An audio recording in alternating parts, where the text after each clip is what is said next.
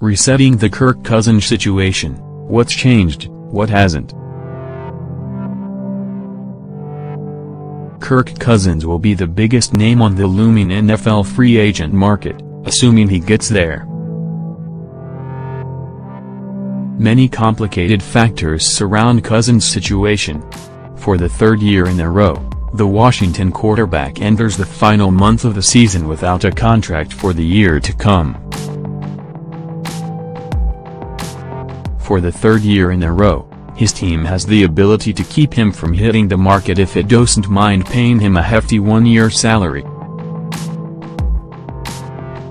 This year carries a greater chance than ever that Cousins will reach unrestricted free agency, and for a healthy, productive quarterback in his prime, that could mean a contract worth more than $30 million a year with around $70 million in guarantees.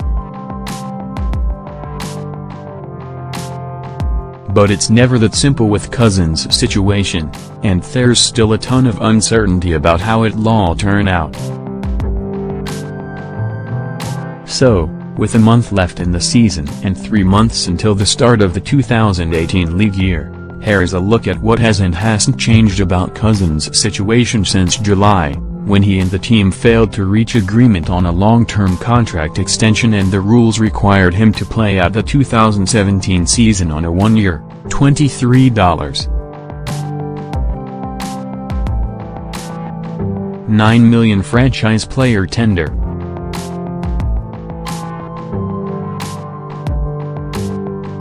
The price: Washington can still keep Cousins off the market if it wants to, through the use of the franchise player designation or the transition player designation. But those things carry increasingly heavy costs and risk for the team. Franchising a player for a third year in a row, which Washington would be doing in this case, requires a one-year salary equivalent to 144% of the previous year's salary. That means franchising Cousins and keeping him off the market would cost Washington more than $34 million of fully guaranteed money in 2018. Even with the salary cap expected to keep escalating, that's a huge price. Oakland Raiders quarterback Derek Carr is scheduled to make $22.5 million in 2018, and that's the highest scheduled cash outlay for any single player. Detroit Lions quarterback Matthew Stafford's 2018 salary cap figure of $26.5 million is the highest in that category.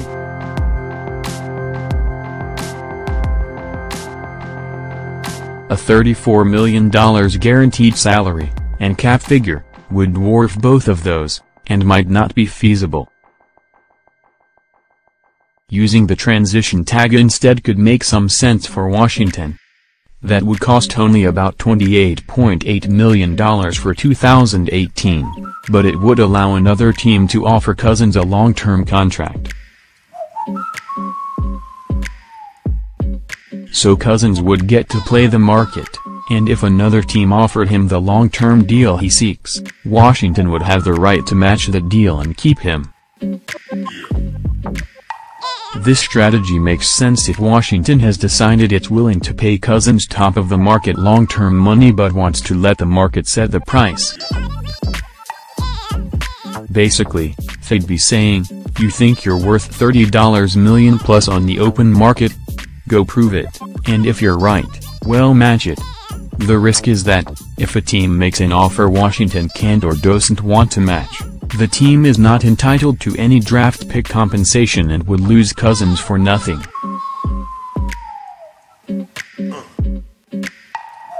Jared Goff is good now, and the 49ers traded for Jimmy Garoppolo. Prior to the start of the season, the two most likely free agent destinations for Cousins would have been the Los Angeles Rams, where former Washington offensive coordinator Sean McVay is the coach, and the San Francisco 49ers, where former Washington offensive coordinator Kyle Shanahan is the coach.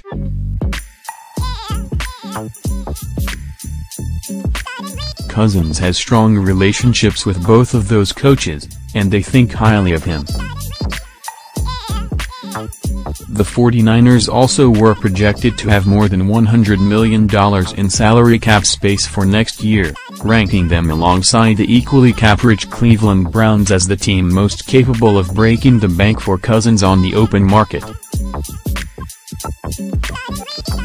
But McVay and the Rams are 9-3 with the highest scoring offense in the league, and they are not looking to replace Goff, the number 1 overall pick in the 2016 draft, anytime soon. And just before the trade deadline, the 49ers traded for former New England Patriots backup Jimmy Garoppolo, leading most people around the league to believe they see him as their quarterback of the future and want bid on Cousins. There are people close to the situation who say the door isn't necessarily closed for Cousins in San Francisco. It's still possible Garoppolo doesn't show enough over the final few games and Shanahan decides Cousins is still the better bet. In that case, they could part ways with Garoppolo, either by letting him leave in free agency, they haven't signed him long-term, or by trading him if they do sign him to an extension. The acquisition of Garoppolo gives the 49ers options, and a valuable asset, and protects them in case Washington doesn't let Cousins hit the market. But while all of that might be true, objectively, the addition of Garoppolo seems to make it at least less likely that San Francisco ends up being an option for Cousins. Some new teams could be in the mix. Several quarterback situations around the league look a lot different than they did in July.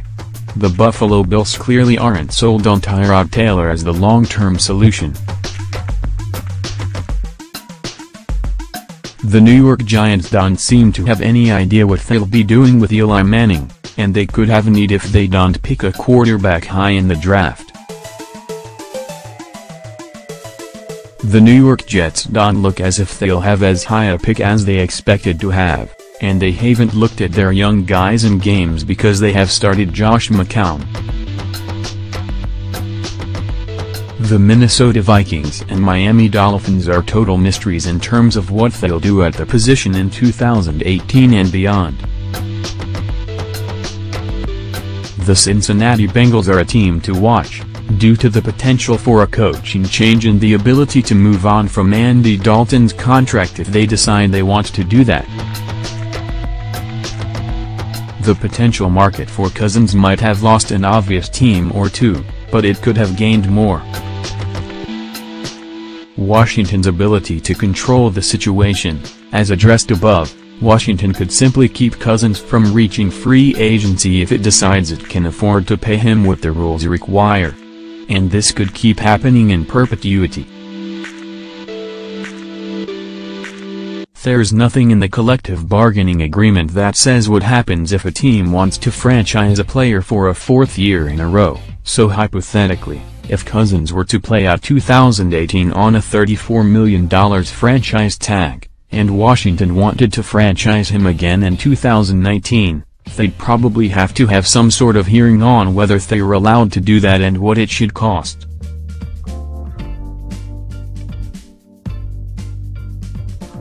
Hypothetically, and we're really stressing that word here, another 44% salary increase would make Cousins' 2019 franchise tag about $49 million.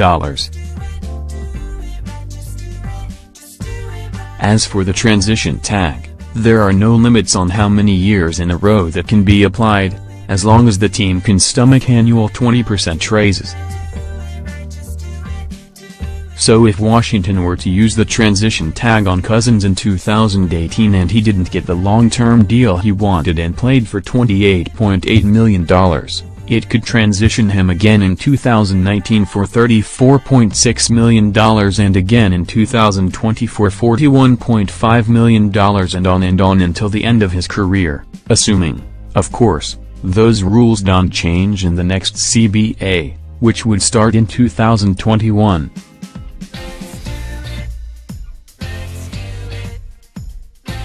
This isn't to say Washington will do that, of course, or even that it could afford to. but it's to underline the fact that, for a significant cost, Washington can continue to control this situation and keep Cousins as its quarterback whether he likes it or not. Cousins' attitude about all of this: Cousins insists he was not bothered by the idea of continuing to play on one-year deals, and who could blame him? As Washington's fourth-round pick the year they traded up to take Robert Griffin III at 2 overall, Cousins was never even supposed to play for this team, let alone be its franchise quarterback.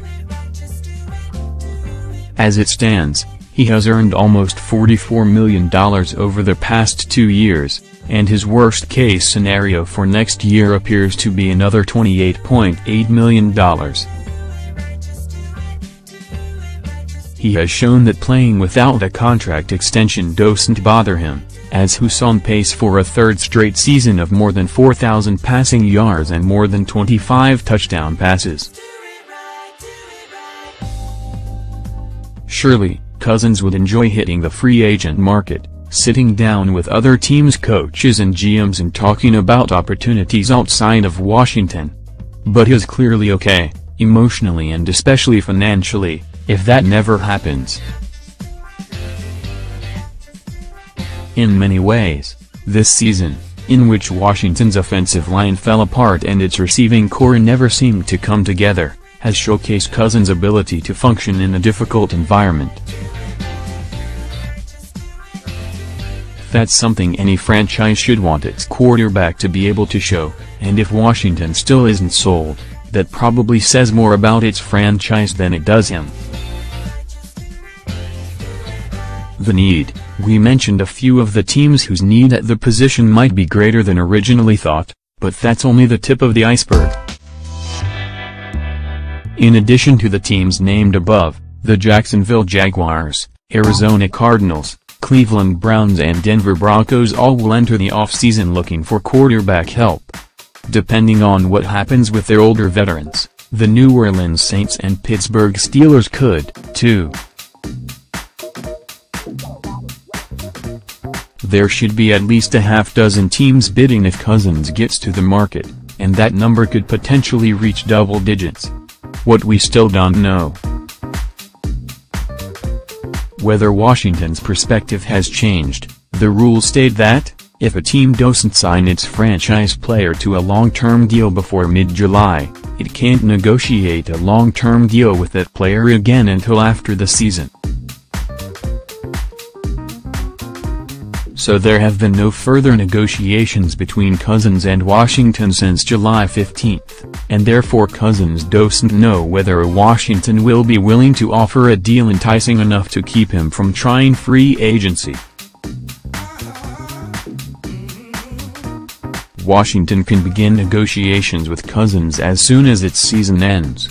Since it appears Washington will not make the playoffs, that means it can start negotiating January 1st, which would give the front office a 2-month head start on the market. But after all that has happened, all the money he has already made, and now that he sits closer than ever to real free agency, the team probably can't lock up Cousins in January or February for anything less than what he expects to get on the open market. No hometown discounts here.